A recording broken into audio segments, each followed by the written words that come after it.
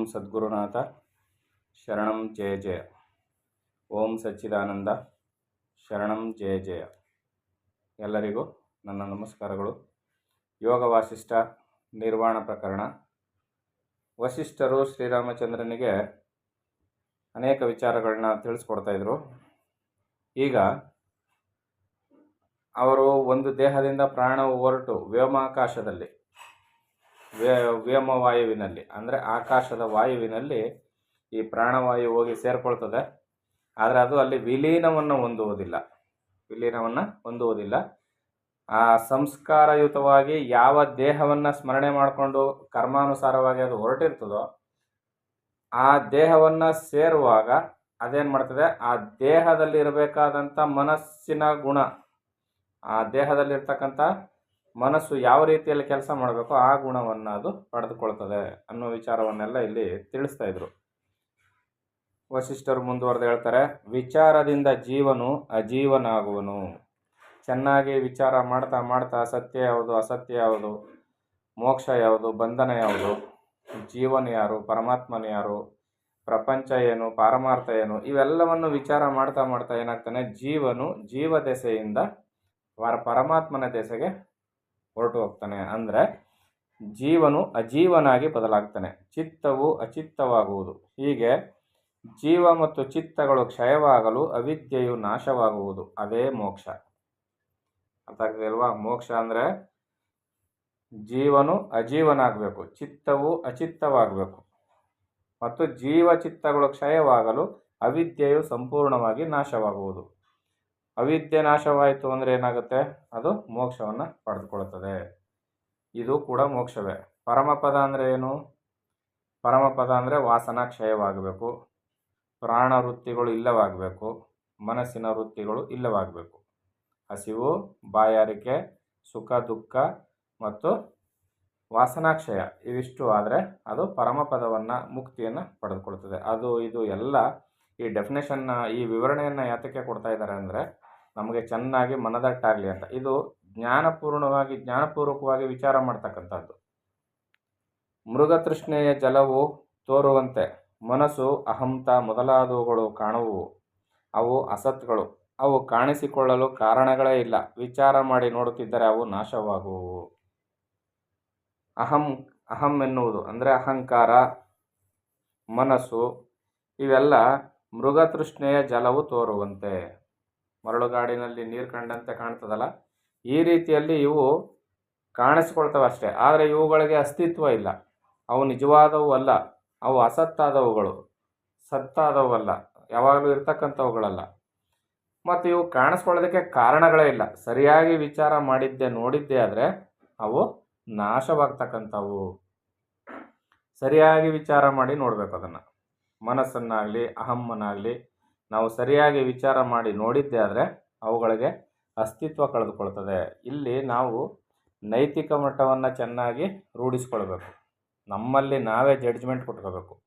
ನಮ್ಮ ಮನಸ್ಸು ಹೇಳ್ತಾ ಇರ್ತದೆ, ಯಾವನೋ ಒಳ್ಳೆಯವನೋ ಕೆಟ್ಟವನೋ ಪೆದ್ದನೋ ಜಾಣನೋ, ಅವನ ಮನಸ್ಸು ಹೇಳ್ತಾ ಇರ್ತದೆ ಇದು ಸರಿ ಇದು ತಪ್ಪು ಅಂತ ಹೇಳ್ತಾ ಇರ್ತದೆ. ಆ ಜಡ್ಜ್ಮೆಂಟು ನಮ್ಮೊಳಗೆ ಮನವರಿಯದ ಕಳ್ಳತನವಿಲ್ಲ ಅಂತ. ಮನಸ್ಸಿಗೆ ನಾವೇನೇ ತಪ್ಪು ಮಾಡಿದ್ರೂ ಗೊತ್ತಾಗ್ತಾ ಇರ್ತದೆ. ಇದು ಸರಿ ತಪ್ಪುಗಳ ವಿಚಾರ ಗೊತ್ತಾಗ್ತಾ ಇರ್ತದೆ. ಆ ರೀತಿಯಲ್ಲಿ ನಾವು ಮನಸ್ಸನ್ನು, ಆ ಸರಿದಾರಿಗೆ ನಮ್ಮನ್ನು ಕರ್ಕೊಂಡು ಹೋಗ್ತಕ್ಕಂಥ ಮನಸ್ಸನ್ನು ಅನುಸರಿಸಿದ್ದೇ ಆದರೆ, ಆ ವಿವೇಕಕ್ಕೆ ಎಡೆಮಾಡಿಕೊಟ್ಟಿದ್ದೇ ಆದರೆ, ಬುದ್ಧಿಶಕ್ತಿಗೆ ಸದ್ಬುದ್ಧಿಗೆ ನಾವು ಜಾಗ ಮಾಡಿಕೊಟ್ಟಿದ್ದೇ ಆದರೆ ನಮ್ಮನ್ನು ತಿದ್ದೋದಕ್ಕೆ ಇನ್ನೊಂದರ ಅವಶ್ಯಕತೆ ಇರೋದಿಲ್ಲ. ಹಾಗೇನಾಗುತ್ತೆ, ನಮಗೆ ಅಜ್ಞಾನ ನಾಶವಾಗುತ್ತೆ. ವಿಚಾರ ಮಾಡಿ ನೋಡುತ್ತಿದ್ದರೆ ಇವುಗಳೆಲ್ಲ ನಾಶವಾಗ್ತವೆ. ಸಂಸಾರವೆಂಬುದೊಂದು ಕನಸು, ಭ್ರಾಂತಿ ಎಂಬ ವಿಚಾರದಲ್ಲಿ ವೇತಾಳನು ಕೆಲವು ಪ್ರಶ್ನೆಗಳನ್ನು ಉದಾಹರಿಸಿರುವನು. ಅವು ಶುಭವಾದವು, ಪ್ರಸಂಗವಶವಾಗಿ ನೆನಪಿಗೆ ಬಂದವು, ಅವನ್ನು ಕೇಳು. ಇಲ್ಲಿ ವಸಿಷ್ಠರು ಏನು ಮಾಡ್ತಾರೆ ಅಂದರೆ ಅನೇಕ ಕಥೆಗಳ ಮೂಲಕ, ಅನೇಕ ಉದಾಹರಣೆಗಳ ಮೂಲಕ ಶ್ರೀರಾಮಚಂದ್ರನಿಗೆ ಆತನಿಗೆ ಒದಗಿದಂಥ ಪ್ರಶ್ನೆಗಳಿಗೆ, ಸಮಸ್ಯೆಗಳಿಗೆ, ಅನುಮಾನಗಳಿಗೆ, ಸಂದೇಹಗಳಿಗೆ ಅನೇಕ ರೀತಿಯಲ್ಲಿ ಉತ್ತರಗಳನ್ನ ಕೊಡ್ತಾರೆ. ಈಗ ವಸಿಷ್ಠರು ಮತ್ತು ಒಂದು ಬೇತಾಳನ ಇಬ್ಬರ ನಡುವೆ ನಡೆದಂಥ ಒಂದು ಸಂಭಾಷಣೆಯಲ್ಲಿ ಬೇತಾಳನು ಅನೇಕ ರೀತಿಯ ಮಾತುಕತೆಗಳನ್ನ ಆಡಿರ್ತಾನೆ. ಈಗ ನಿನಗೆ ಪ್ರಸಂಗವಶವಾಗಿ ಈ ಸಂದರ್ಭಕ್ಕನುಸಾರವಾಗಿ ಆ ಮಾತು ಬರುತ್ತೆ, ಈಗ ನೀನು ಅದನ್ನು ಕೇಳು ಅಂತೇಳಿ ಬೇತಾಳನ ಜೊತೆಯಲ್ಲಿ ಮಾತಾಡಿದಂಥ ಮಾತನ್ನು ಈಗ ವಸಿಷ್ಠರು ಮುಂದುವರಿಸ್ತಾರೆ. ವಿಂಧ್ಯ ಮಹಾಟವಿಯಲ್ಲಿ ವಿಂಧ್ಯ ಕಾಡಿನಲ್ಲಿ ಮಹಾಕೃತಿಯುಳ್ಳ ವೇತಾಳನೊಬ್ಬನು ಉಂಟು. ಅವನು ಕೊಲ್ಲಬೇಕು ಎಂಬ ಇಚ್ಛೆಯಿಂದ ಯಾವುದೋ ಒಂದು ದೇಶಕ್ಕೆ ಜಂಬದಿಂದ ಬಂದನು. ಗುರುಗಳೇನು ಹೇಳ್ತಾ ಇದ್ದಾರೆ ಅಲ್ಲಿ ವಸಿಷ್ಠರು, ವಿಂಧ್ಯ ಮಹಾಟವಿಯಲ್ಲಿ ಅಂದರೆ ವಿಂಧ್ಯ ಅಂತಕ್ಕಂಥ ಒಂದು ದೊಡ್ಡ ಕಾಡಿನಲ್ಲಿ ಮಹಾ ಆಕೃತಿ ಉಳ್ಳ ಬೇತಾಳನು ಒಬ್ಬನು ಉಂಟು. ಅಂದರೆ ಅವನು ಇದ್ದಾನೆ ಅಂದರೆ ಇನ್ನೂ ಇದ್ದಾನೆ ಅಂತ ಅಲ್ಲಿ ಆ ಸಂದರ್ಭದಲ್ಲಿ ಹೇಳ್ತಾ ಇದ್ದಾರೆ. ಉಂಟು ಅಂತ ಹೇಳ್ತಾ ಇರೋದು, ಇದ್ದನು ಅಂತ ಹೇಳ್ತಾ ಇಲ್ಲ. ಅವನು ಕೊಲ್ಲಬೇಕು ಎಂಬ ಇಚ್ಛೆಯಿಂದ ಯಾವುದೋ ಒಂದು ದೇಶಕ್ಕೆ ಜಂಬದಿಂದ ಬಂದನು. ಆ ವೇತಾಳನು ಅದಕ್ಕಿಂತ ಮುಂಚೆ ಸಜ್ಜನರಿಂದ ಒಂದು ನಗರದಲ್ಲಿ ಇದ್ದನು. ಅಲ್ಲಿ ಅವನಿಗೆ ಬಹುವಿಧವಾದ ಬಲಿಗಳನ್ನು ತಂದು ಕೊಡುತ್ತಿದ್ದರು. ಅವನು ನಿತ್ಯ ತೃಪ್ತನಾಗಿ ಸುಖಿಯಾಗಿ ಇರುತ್ತಿದ್ದನು. ಆ ವೇತಾಳನು ತನ್ನ ಎದುರಿಗೆ ಯಾರಾದರೂ ಬಂದರೆ ಅವನು ಪಾಪಿಯಲ್ಲದೆ ಇದ್ದರೆ ತನಗೆ ಎಷ್ಟೇ ಹಸಿವು ಇದ್ದರೂ ಅವನನ್ನು ನಿರ್ನಿಮಿತ್ತವಾಗಿ ಹೊಡೆಯುತ್ತಿರಲಿಲ್ಲ. ಸಜ್ಜನರು ಯಾವಾಗಲೂ ನ್ಯಾಯದಂತೆ ನಡೆಯುವರಲ್ಲವೇ. ಅವನು ಬೇತಾಳನೇನೋ ಸರಿ, ಕೊಲ್ಲಬೇಕು ಅನ್ನೋ ಇಚ್ಛೆ ಇದ್ದದ್ದು ಸರಿ, ತನಗೆ ಹಸಿವಾದರೆ ಯಾರನ್ನು ಮುಲಾಜಿಲ್ಲದೆ ಕೊಲ್ತಾ ಇದ್ದ ಸರಿ.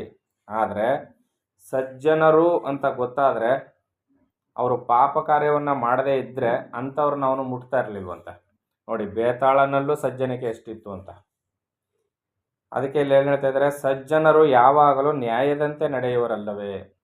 ವಸಿಷ್ಠರು ಒಂದೇ ಸಲ ಬೇತಾಳನನ್ನು ಸಜ್ಜನರ ಗುಂಪಿಗೆ ಸೇರಿಸ್ಬಿಟ್ರು. ಸಜ್ಜನರು ಯಾವಾಗಲೂ ನ್ಯಾಯಯುತವಾಗಿಯೇ ನಡೀತಾರೆ ಅಲ್ವೇ ಅಂತ.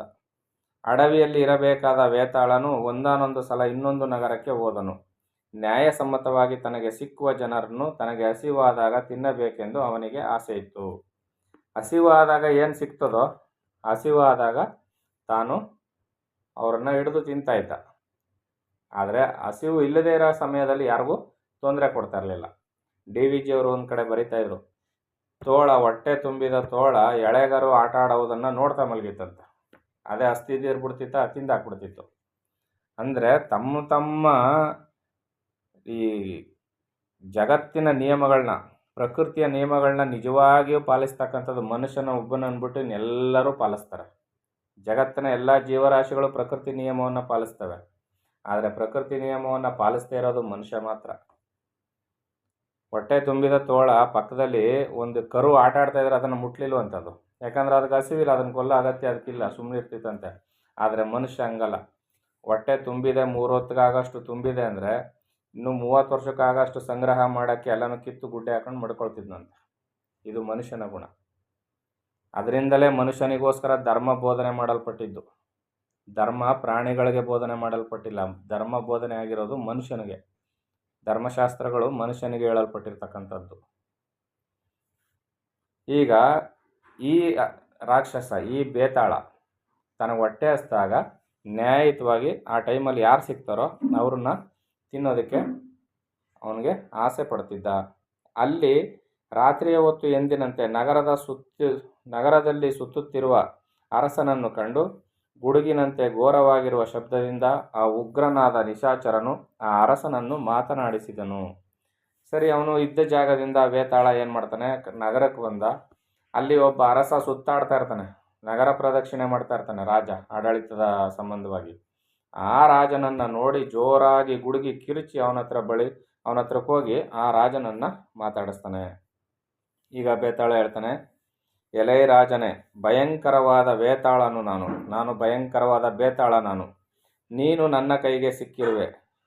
ನೀನು ಇನ್ನೆಲ್ಲಿ ಹೋಗುವೆ? ನಿನ್ನ ಆಯಸ್ಸು ಪೂರ್ತಿಯಾಯಿತು. ನೀನು ನನಗೆ ಆಹಾರವಾಗು. ನಿನ್ನ ಆಯಸ್ಸು ಮುಗೀತು, ನಾನು ನಿನ್ನನ್ನು ತಿಂದಾಕ್ಬಿಡ್ತೀನಿ. ಇನ್ನೆಲ್ಲಿಗೆ ಹೋಗೋಕ್ಕೆ ಸಾಧ್ಯ ನೀನು ಅಂತ ಬೇತಾಳ ಹೇಳ್ತಾನೆ. ಅದಕ್ಕೆ ರಾಜ ಹೇಳ್ತಾನೆ, ಎಲೈ ನಿಶಾಚರನೇ, ನ್ಯಾಯವಿಲ್ಲದೆ ಬಲಾತ್ಕಾರದಿಂದ ನನ್ನನ್ನು ತಿನ್ನುವೆಯಾದರೆ ನಿನ್ನ ತಲೆಯು 1000 ಪಾಲಾಗಿ ಒಡೆಯುವುದು, ಸಂಶಯವಿಲ್ಲ ಇದರಲ್ಲಿ ಅಂತಾನೆ. ರಾಜನೇನು ಕಮ್ಮಿ ಅಲ್ಲ. ನ್ಯಾಯವೇ ಇಲ್ಲದೆ ಅನ್ಯಾಯವಾಗಿ ನೀನು ನನ್ನನ್ನು ತಿಂದಿದ್ದೆ ಆದರೆ ನಿನ್ನ ತಲೆ 1000 ಹೋಳಾಯ್ತದೆ, ಇದರಲ್ಲಿ ಯಾವುದೇ ಸಂದೇಹ ಇಲ್ಲ ಅಂತ ಹೇಳ್ತಾನೆ. ಅದಕ್ಕೆ ಬೇತಾಳ ಹೇಳ್ತಾನೆ, ವೇತಾಳನು ಹೇಳಿದನು, ನ್ಯಾಯವಿಲ್ಲದೆ ನಿನ್ನನ್ನು ತಿನ್ನುವುದಿಲ್ಲ. ನಾನು ಹೇಳುವ ನ್ಯಾಯವನ್ನು ಕೇಳು. ನೀನು ರಾಜನು, ಆರ್ತಿಗಳ ಎಲ್ಲ ಮನೋರಥಗಳನ್ನು ಪೂರ್ಣ ಮಾಡಬೇಕು. ವೇತಾಳ ಹೇಳ್ತಾನೆ, ನೀನು ರಾಜ, ನಾನು ನ್ಯಾಯ ಇಲ್ಲದೆ ನಿನ್ನನ್ನು ತಿನ್ನೋದಿಲ್ಲ. ಆದರೆ ಆರ್ತಿಗಳು ಯಾರು ಕಷ್ಟದಲ್ಲಿದ್ದಾರೋ ಅವರ ಎಲ್ಲ ಮನೋರಥಗಳನ್ನ ನೀನು ಪೂರ್ಣ ಮಾಡಬೇಕು. ನೀನು ಈಗ ನಾನು ಕಷ್ಟದಲ್ಲಿದ್ದೀನಿ, ನನ್ನದೊಂದು ಯೋಗ್ಯವಾದ ಆಸೆ ಇದೆ, ಅದನ್ನು ಪೂರೈಸು ರಾಜ. ನಾನು ನಿನ್ನನ್ನು ಕೆಲವು ಪ್ರಶ್ನೆಗಳನ್ನು ಕೇಳುವೆನು, ಅವುಗಳಿಗೆ ಸರಿಯಾದ ಉತ್ತರವನ್ನು ಹೇಳಬೇಕು. ಯಾವ ಸೂರ್ಯನ ಕಿರಣಗಳಲ್ಲಿ ಬ್ರಹ್ಮಾಂಡಗಳೆಲ್ಲವೂ ಅಣುವಿನಂತೆ ಸಣ್ಣಗೆ ಕಾಣಿಸುವವು? ಯಾವ ವಾಯುವಿನಲ್ಲಿ ಮಹಾ ಗಗನ ರೇಣುಗಳು ಹಾರಾಡುತ್ತಿರುವವು? ವೇತಾಳನ ಪ್ರಶ್ನೆ ನೋಡಿ. ವೇತಾಳ ಜನಗಳನ್ನ ಹಿಡಿದು ತಿಂತಾನೆ. ಅವನ ಬಾಯಲ್ಲಿ ಬಂದಂಥ ಪ್ರಶ್ನೆಗಳು ಏನು? ಯಾವ ಸೂರ್ಯನ ಕಿರಣಗಳಲ್ಲಿ ಬ್ರಹ್ಮಾಂಡಗಳೆಲ್ಲವೂ ಅಣುವಿನಂತೆ ಸಣ್ಣಗೆ ಕಾಣಿಸುವವು? ಯಾವ ವಾಯುವಿನಲ್ಲಿ ಮಹಾ ಗಗನ ರೇಣುಗಳು ಹಾರಾಡುತ್ತಿರುವವು? ಗಗನ ರೇಣುಗಳು, ಗಗನ ಅಂದರೆ ಆಕಾಶ, ಅಂಥ ರೇಣು, ರೇಣು ಅಣುರೇಣು ತೃಣಕಾಷ್ಟ ಅಂತಾರಲ್ಲ, ಆ ಥರ ಅಲ್ಲ, ಅಣುಗಿಂತ ಚಿಕ್ಕದಾದ ರೇಣು.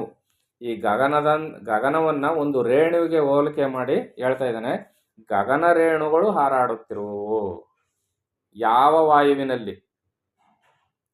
ಇಂಥ ಆಕಾಶಗಳು ರೇಣುವಿನ ಆಕೃತಿಯಲ್ಲಿ, ಅಂದರೆ ಇಂಥ ಆಕಾಶಗಳು ಬೇಕಾದಷ್ಟು ಗಗನಗಳು ಅಲ್ಲಿ ಹಾರಾಡ್ತಾ ಇದ್ದಾವೆ. ಅವು ಯಾವುವು? ಸಣ್ಣಗೆ ಕಾಣಿಸ್ತವೆ ಅಣುಗಳಂತೆ ಬ್ರಹ್ಮಾಂಡಗಳೆಲ್ಲ, ಅದು ಎಲ್ಲಿ? ಇದನ್ನೆಲ್ಲ ಬೇತಾಳನು ಪ್ರಶ್ನೆ ಮಾಡ್ತಾನೆ. ಸ್ವಪ್ನದಿಂದ ಸ್ವಪ್ನಕ್ಕೆ ಹೋಗುತ್ತಾ 100,000 ಕನಸುಗಳನ್ನು ಕಾಣುತ್ತಿದ್ದರೂ ಪೂರ್ವ ರೂಪವನ್ನು ಬಿಡುತ್ತಿದ್ದರೂ ತನ್ನ ವಿರಾಜಿಸುತ್ತಿರುವ ಸ್ವರೂಪವನ್ನು ಬಿಡದವನು ಯಾವನು? ಪ್ರಶ್ನೆ ನೋಡಿ, ಸರಿಯಾಗಿ ಅರ್ಥ ಮಾಡ್ಕೋಬೇಕು. ಸ್ವಪ್ನದಿಂದ ಸ್ವಪ್ನಕ್ಕೆ ಹೋಗುತ್ತಾ 100,000 ಕನಸುಗಳನ್ನು ಕಾಣುತ್ತಿದ್ದರೂ ಪೂರ್ವ ರೂಪವನ್ನು ಬಿಡುತ್ತಿದ್ದರೂ ತನ್ನ ವಿರಾಜಿಸುತ್ತಿರುವ ಸ್ವರೂಪವನ್ನು ಬಿಡದವನು ಯಾವನು? ತನ್ನ ಸ್ವರೂಪವನ್ನು ಬಿಡದೆ ಸ್ವಪ್ನದಿಂದ ಸ್ವಪ್ನಕ್ಕೆ, ಜನ್ಮದಿಂದ ಜನ್ಮಕ್ಕೆ ಹೋಗ್ತಾ ಇರ್ತಾನೆ. ಮತ್ತು ಅನೇಕ ಪೂರ್ವ ಸಂಸ್ಕಾರಗಳನ್ನ, ಪೂರ್ವ ರೂಪವನ್ನು ಬಿಡುತ್ತಿದ್ದರೂ ತನ್ನನ್ನು ವಿರಾಜಿಸುತ್ತಿರುವ ಮೂಲ ಸ್ವರೂಪವನ್ನು ಬಿಡದೇ ಇರ್ತಕ್ಕಂಥವನು ಅವನು ಯಾರು? ಬಾಳೆಯ ಮರವನ್ನು ಸುಲಿಯುತ್ತಿದ್ದರೆ ಪಟ್ಟಿಗಳು ಬರುತ್ತಲೇ ಇರುವಂತೆ ಎಷ್ಟೆಷ್ಟು ಒಳಗೆ ಒಳಗೆ ಹೋದರೂ ಇನ್ನೂ ಒಳಗೆ ಇರುವ ಅಣುವು ಯಾವುದು? ಹೌದು ತಾನೆ? ಬಾಳೆ ಪಟ್ಟೆಯನ್ನು ಸುಲಿತಾ ಇದ್ರೆ ಒಂದು ಪಟ್ಟೆ ಹೋದ್ಮೇಲೆ ಇನ್ನೊಂದು ಪಟ್ಟೆ ಬರ್ತಾನೆ ಇರ್ತದೆ. ಈ ರೀತಿಯಲ್ಲಿ ಎಷ್ಟು ಸುಲಿತಾ ಇದ್ರೂ ಇನ್ನೂ ಒಳಗೆ ಇರುವ ಅಣುವು ಯಾವುದು? ಇಂಥ ಪ್ರಶ್ನೆಗಳನ್ನ ವೇತಾಳನು ರಾಜನಿಗೆ ಕೇಳ್ತಾನೆ. ಮತ್ತು ಬ್ರಹ್ಮಾಂಡಗಳು, ಅವಕ್ಕೆ ಅವಕಾಶ ಕೊಟ್ಟಿರುವ ಆಕಾಶ, ಅವುಗಳಲ್ಲಿರುವ ಪ್ರಾಣಿ ಸಮೂಹಗಳು, ಸೂರ್ಯಮಂಡಲಗಳು, ಮೇರುಗಳು, ಇವೆಲ್ಲವೂ ತನ್ನ ಅಣುತ್ವವನ್ನು ಬಿಡದೆ ಕುಳಿತಿರುವ ಯಾವ ಅಣುವಿಗೆ ಹೋಲಿಸಿದರೆ ಪರಮಾಣುಗಳು ಆಗುವುವು? ಅವಯವ ವಿಭಾಗವಿಲ್ಲದ ಯಾವ ಪರಮಾಣು ಸ್ವರೂಪವಾದ ಮಹಾಗಿರಿಯಲ್ಲಿ ಈ ಜಗತ್ರಯವು ಬಂಡೆಯೊಳಗಿರುವ ನಿಬಿಡವೂ ಏಕಾಂತವೂ ಆದ ರೂಪಮಜ್ಜೆಯಂತೆ ಇರುವುದು? ಎಲೈ ದುರಾತ್ಮನೆ, ಈ ಪ್ರಶ್ನೆಗಳಿಗೆ ನೀನು ಉತ್ತರ ಹೇಳದೆ ಹೋದರೆ ನೀನು ಆತ್ಮಘಾತಿಯು. ನಿನ್ನನ್ನು ನುಂಗಿ ನಿನ್ನ ರಾಜ್ಯವೆಲ್ಲವನ್ನು ಒಂದೇ ಸಲಕ್ಕೆ ಯಮನು ಜಗತ್ತನ್ನು ಹಿಡಿಯುವಂತೆ ಹಿಡಿದು ಹಣ್ಣನ್ನು ತಿನ್ನುವಂತೆ ತಿಂದು ಬಿಡುವೆನು ಅಂತ ವೇತಾಳನು ರಾಜನನ್ನು ಬೆದರಿಸ್ತಾನೆ. ಏನಂತ? ಎಲೈ ದುರಾತ್ಮನೆ ಅಂತ ಹೇಳ್ತಾ ಇರೋದು. ನೀನು ಈಗ ಆತ್ಮಘಾತಿ ಅಂದರೆ ಆತ್ಮಹತ್ಯೆಯನ್ನು ಮಾಡ್ಕೊಳ್ತಾರಲ್ಲ ಅವರಿಗೆ ಸಮಾನ ನೀನು. ಯಾವುದಕ್ಕೆ? ನಾನು ಕೇಳಿದ ಇಷ್ಟು ಪ್ರಶ್ನೆಗಳಿಗೆ ನೀನು ಉತ್ತರ ಹೇಳದಿದ್ದರೆ ಆತ್ಮಹತ್ಯೆಯನ್ನು ಮಾಡ್ಕೊಂಡವ್ರಿಗೆ ಸಮ ನೀನು. ಆತ್ಮಹತ್ಯೆಯನ್ನು ಮಾಡ್ಕೊಂಡವ್ರಿಗೆ ಸಮ ಅಂದರೆ ಯಾರು? ನೀನು ದುರಾತ್ಮ, ಕೆಟ್ಟವನು. ಈಗ ನೀನು ಆತ್ಮಹತ್ಯೆ ಮಾಡ್ಕೊಳ್ಳೋದೇನು? ದುರಾತ್ಮದ ಲಕ್ಷಣ. ನಿನ್ನನ್ನು ಈಗ ನಾನು ನಿನ್ನನ್ನಷ್ಟೇ ಅಲ್ಲ, ಇಡೀ ನಿನ್ನ ಸಾಮ್ರಾಜ್ಯವನ್ನು ನುಂಗ್ಬಿಡ್ತೀನಿ. ನನ್ನ ಪ್ರಶ್ನೆಗೆ ಉತ್ತರ ಹೇಳು ನೀನು ಅಂತ ಈ ವೇತಾಳನ್ನು ಕೇಳ್ತಾನೆ. ರಾಜನಾದವನು ಏನು ಉತ್ತರವನ್ನು ಹೇಳ್ತಾನೆ ಅಂತ ಮುಂದಿನ ಆಡಿಯೋದಲ್ಲಿ ನೋಡೋಣ. ಎಲ್ಲರಿಗೂ ಒಳ್ಳೆಯದಾಗಲಿ. ಓಂ ಸದ್ಗುರುನಾಥ ಶರಣಂ ಜಯ ಜಯ. ಓಂ ಸಚ್ಚಿದಾನಂದ ಶರಣಂ ಜಯ ಜಯ. ಹರಿ ಓಂ ತತ್ಸತ್. ಹರಿ ಓಂ ತತ್ಸತ್. ಹರಿ ಓಂ ತತ್ಸತ್.